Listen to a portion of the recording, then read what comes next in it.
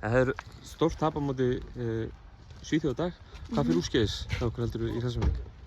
Bara hausinn, Já. aðalega. Við vorum að tala um það fyrir leikinn og við ætlum að matcha þeirra orkustig og láta meira segja þær bara matcha okkar orkustig.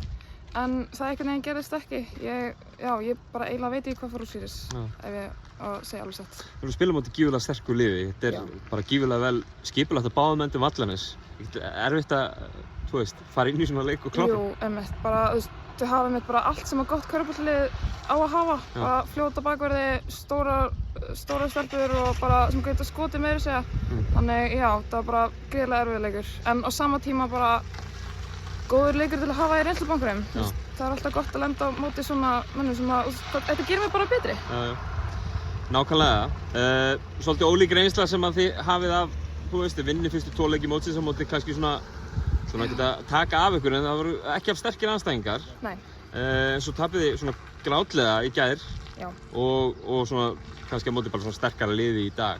Hvernig meturðu mótið bara svona í heildina þessu tímapunkt?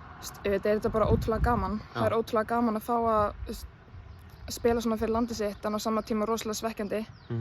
En þetta er allt bara, þetta er allt búið. Nú verðum við bara að hugsa bara upp og áfram. Við eigum líka Evrópumót eftir. Við megum ekki hugsa að þetta sé bara endurinn. Nei.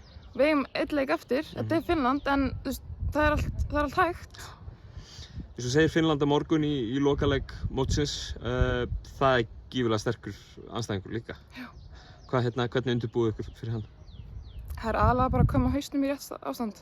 Bara hætta að hugsa um þennan leik aðalega. Og bara halda áfram. Hvernig fer liðið í Kísakallíó? Bara mjög vel. Ekki? Þetta er bara frábær stöð til að vera, bara geggjað aðstaða, góður matur, geggjaðir félagar til að vera með hérna. Frábært. Gangi ykkur vel. Takk. Takk.